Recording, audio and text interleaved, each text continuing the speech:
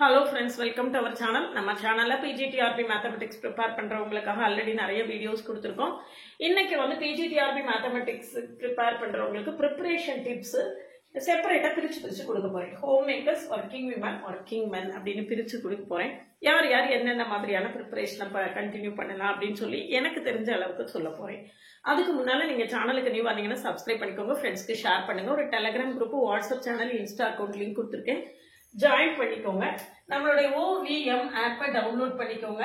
அதுல previous year question prescribed book எல்லாமே கொடுத்துருக்கேன், நீங்க ஃப்ரீயா டவுன்லோட் பண்ணிக்கலாம். டெலிகிராம் குரூப்லயும் அத்தனை புக்ஸும் கொடுத்துருக்கேன், எல்லாமே நீங்க ஃப்ரீயா டவுன்லோட் பண்ணிக்கலாம். MCQs, ப்ரீவியஸ் இயர் கொஸ்டின் எல்லாமே இருக்கு, எல்லாமே நீங்க ஃப்ரீயா டவுன்லோட் பண்ணிக்கலாம். என்னுடைய கம்ப்ளீட் கோர்ஸ்ல ஜாயின் பண்ண வில்லிங்கா இருந்தா கான்டாக்ட் பண்ணுங்க. கம்ப்ளீட் கோர்ஸ்ல டீடைல்டு லெக்சர்ஸ் ஒரு 10,000 பிளஸ் MCQs கவர் ஆகும். MCQs பேட்ச்னு ஒன்று வச்சிருக்கேன், அதுல டீடைல் லெக்சர்ஸ் கிடையாது, இந்த 10,000 MCQs மட்டும் கவர் பண்ணுவேன். அது வேணா கான்டாக்ட் பண்ணுங்க. இல்ல டெஸ்ட் பேட்ச் வேணும்னா கான்டாக்ட் பண்ணுங்க. அதுல 3061 MCQs வரும். 40 டெஸ்ட் கொடுப்பேன். Unit topic wise test, unit test, revision test, mark test, 40 test கொடுப்பேன். அதுல ஜாயின் பண்ணவில்லைங்க கான்டாக்ட் பண்ணுங்க. 50 டேஸ் லைவ் செஷன் கொடுக்குறேன், அந்த 50 டேஸ் லைவ் செஷன்ல ஜாயின் பண்ணவில்லைங்கன்னா கான்டாக்ட் பண்ணுங்க. 50 டேஸ்ல ஒவ்வொரு நாளும் 50 MCQ சால்வ் பண்ணுவேன். யூனிட் வைஸ் ஒவ்வொரு யூனிட்டுக்கு 5 நாள் வச்சு 10 யூனிட்டுக்கு 50 நாள் லைவ் செஷன் கொடுப்பேன்.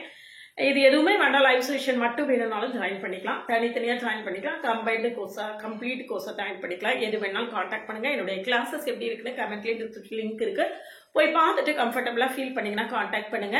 என்னுடைய பிளேலிஸ்ட் ஷார்ட்ஸ் எல்லாத்தையும் பாருங்க, அதுக்கு பிறகு கான்டாக்ட் பண்ணுங்க.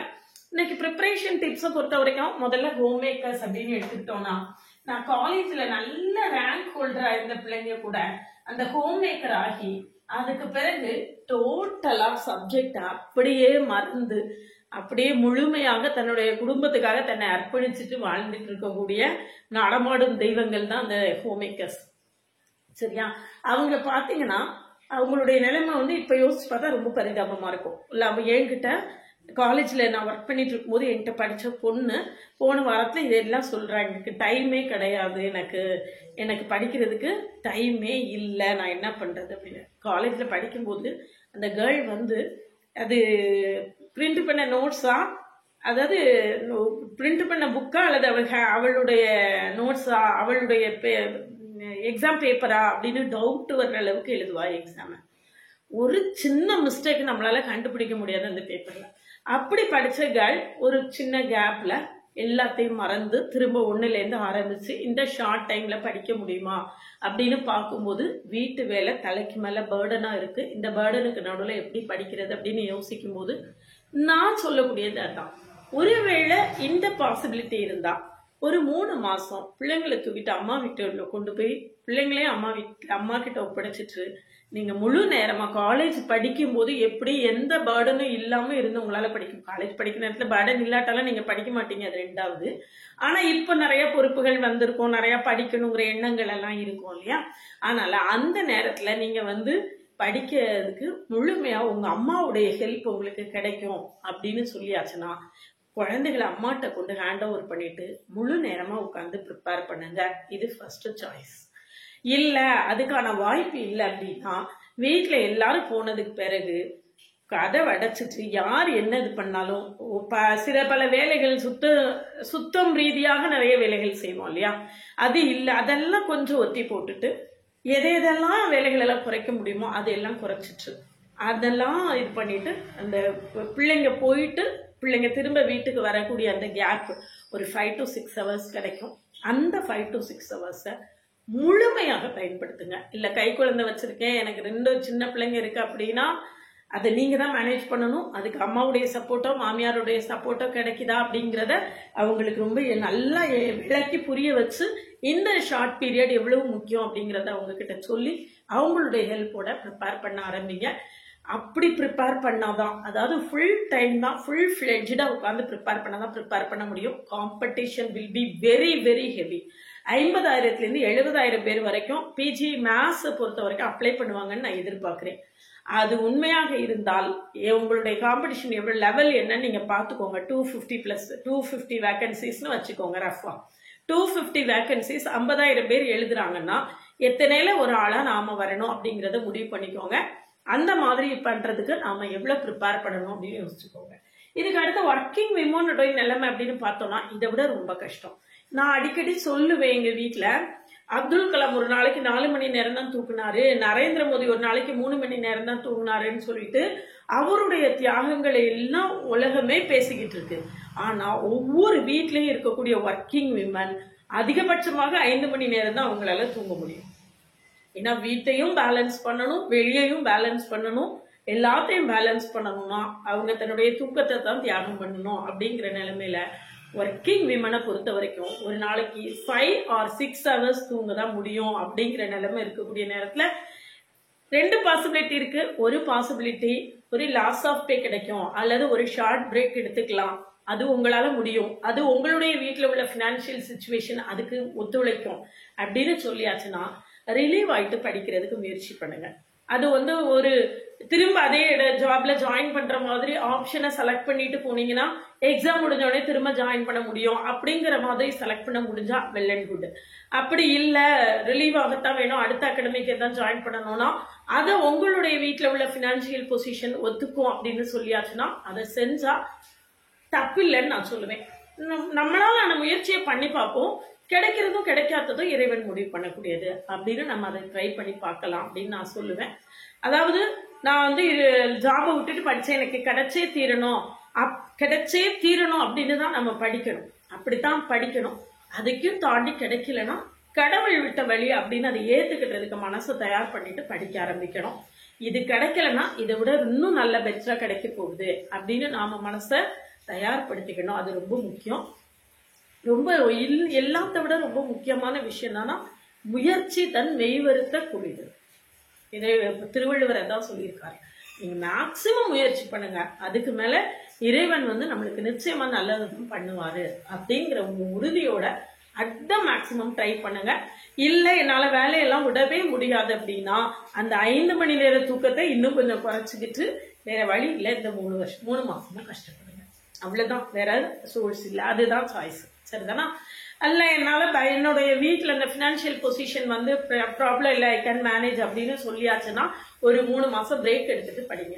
ஒர்க்கிங் மென் ஒர்க்கிங் விமனோட கொஞ்சம் பெட்டரான இடத்துல தான் இருக்காங்கன்னு சொல்லுவேன். எல்லா ஒர்க்கிங் மென்னும் வீட்டுல உள்ள எல்லா பொறுப்புகளையும் தலையில ஏத்துக்கிட்டு இருப்பாங்க அப்படின்னு சொல்ல முடியாது. விமனை கம்பேர் பண்ணும்போது அவங்களுடைய பொறுப்புகள் கொஞ்சம் குறைவாக தான் இருக்கும். அதனால வீணா டீ கடையில அங்க இங்க ரோட்ல சுத்துறது அந்த மாதிரியான இதெல்லாம் குறைச்சிக்கிட்டாங்கனாலே அவங்களுக்கு நிறைய டைம் கிடைக்கும். இவங்களும் இந்த ஒர்க்கிங் பண்ணும் பிரைவேட்ல ஒர்க் பண்ணிட்டு இருக்கீங்க, அங்க புளிஞ்சு காய போட்டுதான் வீட்டுக்கு அனுப்புறாங்க, வீட்டுக்கு வந்தப்புறம் படிக்க முடியல, அந்த மாதிரி எல்லாம் சிச்சுவேஷன் இருந்ததுன்னா ஒர்க்கிங் விமனுக்கு கொடுக்கக்கூடிய அதே அட்வைஸ் தான் உங்களுக்கும். ஒருவேளை உங்களுடைய பினான்சியல் பொசிஷன் இந்த 3 மாசம் பிரேக் எடுத்துக்கிறதுக்கு உங்களுக்கு சப்போர்ட்டிவா இருக்கும், ஒன்னும் பிரச்சனை இல்லை, அதை மேனேஜ் பண்ணிடலாம் அப்படிங்கிற மாதிரி இருந்ததுன்னா ஒரு பிரேக் எடுத்துக்கோங்க. ஒரு பிரேக் எடுத்துட்டு திரும்ப எக்ஸாம் முடிஞ்ச உடனே திரும்ப போய் ஜாப்ல ஜாயின் பண்ற மாதிரியான ஒரு ஆப்ஷன் கிடைக்கும்னா அதை எடுத்துட்டு பண்றது நல்லது. ஏன்னா எனக்கு தெரிஞ்சு 10 hours 12 hours ப்ரிப்பேர் பண்ணக்கூடிய கேண்டிடேட்ஸ் எல்லாம் இருக்காங்க. அதனாலதான் நான் உங்களுக்கு சொல்றேன். அதனால ட்ரை பண்ணி பாருங்க. அட் த மேக்சிமம் நம்மளால என்னெல்லாம் முயற்சிகள் பண்ண முடியுமோ அது எல்லாத்தையுமே பண்ணுங்க. நிச்சயமா அதுக்கான பலன் கிடைக்கும். முயற்சி தன் மெய்வருத்த கூலி தரும்.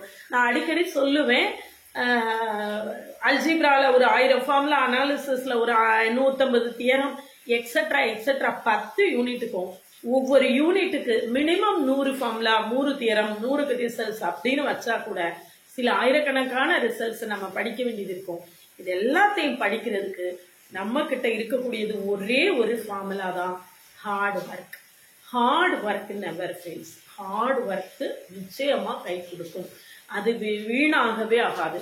அந்த எஃபர்ட்டை நீங்க கொடுத்தீங்களா அப்படிங்கிறது தான் கொஸ்டின். அதனால நான் என்னுடைய இந்த எப்படி ஷெட்யூல் போட்டு படிக்கிறது அப்படின்னா என்னுடைய டெஸ்ட் பேட்ச்னு ஒரு வீடியோ கொடுத்துருக்கேன். டெஸ்ட் பேட்ச் ஷெட்யூல் வீடியோல நீங்க போய் பார்த்தீங்கன்னா நீங்க என்னுடைய டெஸ்ட் பேட்ச்ல ஜாயின் பண்ணாதாலே எனக்கு பிரச்சனை இல்லை. நீங்க ஜாயின் பண்றது பண்ணாதது உங்களுடைய விருப்பம். ஆனா அந்த டெஸ்ட் பேட்ச் ஷெட்யூல எடுத்து அந்த டெஸ்ட் பேட்ச் ஷெட்யூல நீங்க ஃபாலோ பண்ணி படிச்சீங்க அப்படின்னா ஒரு நல்ல படிச்சு முடிச்சு ஒரு 2 ரிவிஷன் பண்றதுக்கான ஒரு கரெக்டான ஷெட்யூல நான் அதுல கொடுத்துருக்கேன். நம்ம அக்டோபர் 2nd வீக் வரைக்கும் ஷெட்யூல் கொடுத்துருக்கேன். அதை நீங்க கரெக்டா ஃபாலோ பண்ணீங்கன்னா கூட நிச்சயமா என்ன செய்ய முடியும், உங்களால கம்ப்ளீட்டா படிச்சு முடிச்சு ஒரு ரிவிஷன் பாக்குறதுக்கு சரியா இருக்கும். 1 or 2 times ரிவிஷன் பாக்குறதுக்கான ஷெட்யூல் படி கொடுத்துருக்கேன். அதை நீங்க ப்ராம்ப்டா ஃபாலோ பண்ணீங்கன்னா நிச்சயமா பண்ணலாம். இதெல்லாம் ஒரு பக்கம் இருந்தா கூட இதெல்லாம் சொல்லக்கூடியது. இது போக உங்களுக்கு நீங்க என்ன படிச்சிருக்கீங்க அப்படின்னு உங்களுக்கு தான் தெரியும். அதனால நான் இந்தந்த யூனிட்லாம் படிச்சுட்டேன், நான் ஆல்ரெடி சிவி போயிட்டு வந்திருக்கேன் அப்படிங்கிறவங்க நியூ போர்ஷன்ஸை கவர் பண்ணுங்க. நியூ போர்ஷன்ஸை கவர் பண்ணிட்டு பழச ரிவைஸ் பண்ணுங்க. அது அவரவர் என்ன படிச்சிருக்கீங்கிறது அவரவருக்கு மட்டும்தான் தெரியும். அந்த ஷெட்யூல் படி கரெக்டா ஃபாலோ பண்ணி படிங்க. ஒரு ஷெட்யூல் போட்டுக்கோங்க. அந்த ஷெட்யூலை ஓவர் கம் பண்ணாம படிங்க. எக்ஸாம் எப்போ இருக்கும் அப்படின்னு என்ன கேட்டீங்கன்னா, அக்டோபர் 1st வீக்ல பூஜா ஹாலிடேஸ் இருக்கு, அதுல எக்ஸாம் இருக்க வாய்ப்பு இல்லை. அக்டோபர் 2nd வீக்ல இருக்கலாம். அக்டோபர் 3rd வீக்ல தீபாவளி இருக்கு, நிச்சயமா அந்த நேரம் எக்ஸாம் இருக்காது. அக்டோபர் 4th வீக்ல இருக்கலாம். அதனால நம்மளுக்கு எக்ஸாமுக்கான வாய்ப்புகள் அக்டோபர் 2nd வீக் அல்லது October 4th week. October 2nd வீக்னா நம்மளுக்கு எக்ஸ்ட்ரா 15 days கிடைக்கும். அக்டோபர் 4th வீக்னா எக்ஸ்ட்ரா 1 month கிடைக்கும். அதனால இந்த கிடைக்கக்கூடிய அந்த எக்ஸ்ட்ரா டைமை அது ஒரு பாசிட்டிவான ஆஸ்பெக்டா நினைச்சு இன்னும் நல்லா ப்ரிப்பேர் பண்ணுங்க. எக்ஸாம் போஸ்ட்போன் ஆச்சு, இன்னும் தாண்டி நவம்பர்ல தான் எக்ஸாம் இருந்ததுன்னா ஷெட்யூலை மாத்தி ரீஷெட்யூல் பண்ணி இன்னும் கொஞ்சம் நல்லா படிக்கிறதுக்கு டைம் கொடுத்து நல்லா ப்ரிப்பேர் பண்ணலாம், ரிவைஸ் பண்ணலாம். அதனால இந்த பிஜிடிஆர்பி போர்ஷனை பொறுத்த வரைக்கும் ரிலாக்ஸ்டா படிச்சா ஒரு 6 months நல்லா படிக்கலாம். அந்த போர்ஷனை நம்ம 3 monthsல படிக்க போறோம்னா அதுக்கு தகுந்த மாதிரி ரஷ் பண்ணி படிக்கணும். அதனால ஃபுல் டைம் இந்த பிஜிடிஆர்பி மேத்தமெட்டிக்ஸ் அப்படிங்கிற சிந்தனையை தவிர 2வது சிந்தனை இல்லாம படிச்சுட்டே இருங்க. அப்படின்னா தான் அச்சீவ் பண்ண முடியும். ஏன்னா காம்படிஷன் அந்த லெவல்ல இருக்கும். சரியா? சேனலுக்கு நியூ வந்தீங்கன்னா சப்ஸ்கிரைப் பண்ணிக்கோங்க. என்னுடைய டெஸ்ட் OVM ஆப்பை டவுன்லோட் பண்ணிக்கோங்க. அதுல previous year question prescribe book எல்லாமே கொடுத்துருக்கேன், நீங்க ஃப்ரீயா டவுன்லோட் பண்ணிக்கலாம். WhatsApp channel, Insta account, Telegram group எல்லாத்துலயும் ஆட் ஆயிக்கோங்க. நம்மளுடைய அப்டேட்ஸ் உங்களுக்கு உடனே கிடைக்கும். நம்ம கூட தொடர்ந்து டிராவல் பண்ணீங்கன்னா பிஜிடிஆர்பி மேத்ஸை கிராக் பண்றதுக்கு நம்ம சேனல் உங்களுக்கு ரொம்பவே சப்போர்ட்டிவா இருக்கும். என்னுடைய complete course, MCQs batch, test batch, live session batch எது வேணும்னாலும் கான்டாக்ட் பண்ணுங்க.